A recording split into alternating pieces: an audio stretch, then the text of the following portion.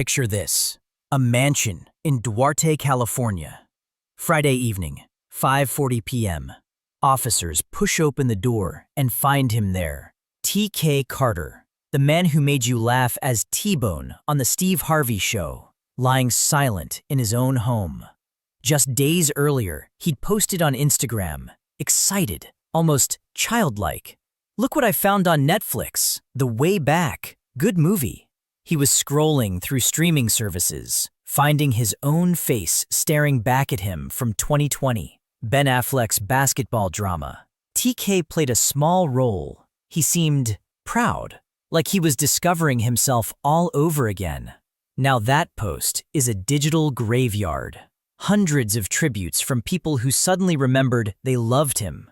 Isn't that how it always works? His wife Janet found him. Can you imagine? The woman who promised to love him in sickness and health, walking into that silence. 61 years old, gone. Here's what nobody tells you about Hollywood. It chews you up in your 20s, spits you out in your 40s, and by your 50s, if you're lucky, you get 3 episodes on a sitcom nobody watches. Roger Ewing understood this back in 1967. He played Deputy Marshal Thad Greenwood on Gunsmoke for 50 episodes. Young, heroic. Then he walked away, voluntarily, to become a photographer. Mexico, Russia, Europe, the South Pacific. While everyone else was clawing toward fame, Roger Ewing was chasing sunsets in Polynesia with a camera around his neck. He died December 18th at 83, barely a whisper in the trades. Tom Chironis went out the same day, the man who directed 85 episodes of Seinfeld, The Chinese Restaurant, The Parking Garage, The Contest, episodes you can quote in your sleep. He won an Emmy, won a DGA award, made Jerry Seinfeld's words sing, and then Jerry fired him. "I guess he just wanted somebody else," Chironis said later. You can hear the wound in those words, can't you? After 5 seasons of building something that would define American comedy, Tom Chironis became dispensable. He was 86 when he died in Florence, Oregon, far from the Paramount lot, far from the laughter. Richard Dimitri died the same day, December 18th, 2025. 3 men, same date. He'd played twins in Mel Brooks's forgotten sitcom, appeared in Johnny Dangerously, then opened an art gallery with his wife Christian. 26 years they had together. He died at 83 with her beside him. What are the odds? 3 Hollywood veterans, December 18th. And then there's Richard Gere, still alive at 75, but something about him feels elegiac, like we're already writing his ending. Born in Philadelphia, 1949. Father sold insurance. Mother kept house. 5 kids in a Methodist family in Syracuse, where success meant hard work and sensible choices.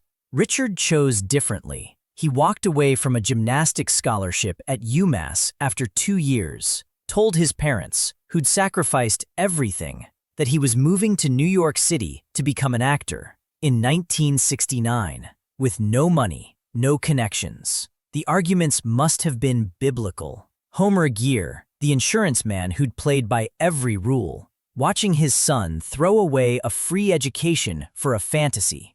But Richard went anyway, slept in cramped apartments, ate cheap food, did experimental theater for audiences of 12 people. Then, 1972, he originated Danny Zuko in the first production of Grease. Not the movie, not Travolta. Richard Gere's Danny was raw, dangerous, working class, authentic. Hollywood noticed. By 1980, he was Julian Kay in American Gigolo, the high-end escort with Armani suits and existential emptiness. The nude scenes made him famous. The performance made him an artist. Then, An Officer and a Gentleman in 1982. That final scene, Richard in his white naval uniform, sweeping Deborah Winger off the factory floor. Pure Hollywood magic. The scene that defined romantic cinema for a generation. But here's what breaks my heart. Richard paid for his principles. He met the Dalai Lama, became a devout Buddhist, started speaking out about Tibet. And Hollywood, always following the money, started erasing him from projects that needed Chinese financing. In 2008, he was replaced in a film because Chinese investors objected to his presence. Think about that.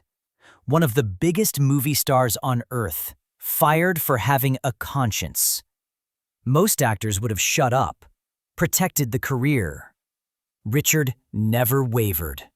He kept speaking at rallies, testifying before Congress, producing documentaries about homelessness.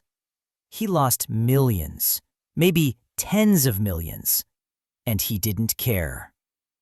Pretty Woman in 1990 made him a global icon. Edward Lewis, the corporate raider who falls for Julia Roberts' Vivian. Chemistry so electric, audiences forgave every problematic premise. The film grossed $463 million worldwide. But his personal life stayed messy. Married Cindy Crawford in 1991. Perfection on paper. Divorced 4 years later. The age gap. The incompatibilities. The crushing weight of being that famous, that beautiful, that watched. Married Carrie Lowell in 2002. Had a son, Homer James Jigme Gere, that middle name Tibetan. 11 years later, they separated. The divorce took 3 more years. Contentious, the reports said. Then at 68, he married Alejandra Silva, 33 years younger. Had 2 more sons at 69 and 70. People whispered, judged, questioned whether it was fair to have kids at that age. But Richard approached those late-in-life children with a presence he'd never achieved when younger. The Buddhist mindfulness he'd cultivated for decades finally aligned with fatherhood.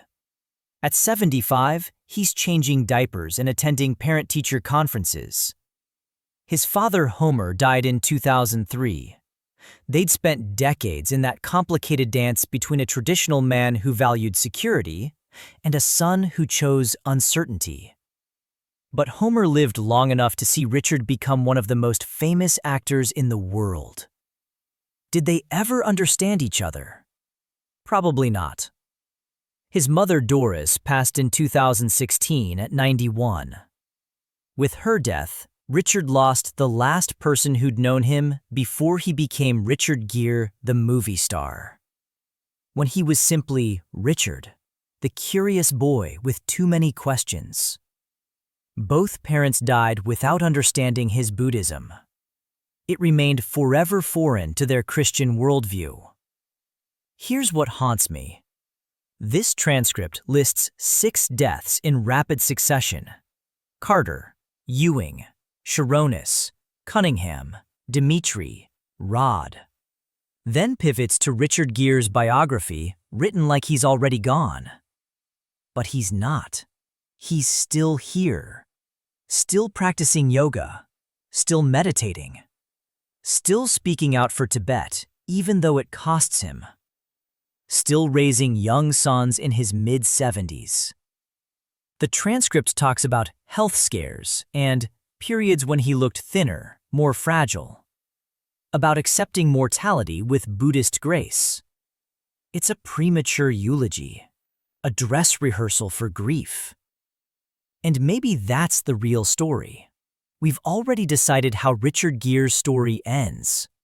The romantic leading man who aged out of Hollywood's youth obsession. The activist who sacrificed his career for principle. The spiritual seeker who found meaning beyond fame. The father desperately trying to be present for children who'll be teenagers when he's in his 80s. We're waiting for the call, the announcement, the tributes.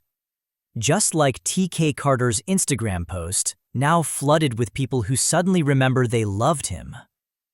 But Richard's still here, still reading scripts, still saying no without fear, still choosing work based solely on whether it excites him creatively. At 75, he's become what Roger Ewing understood back in 1967. There's life after the spotlight.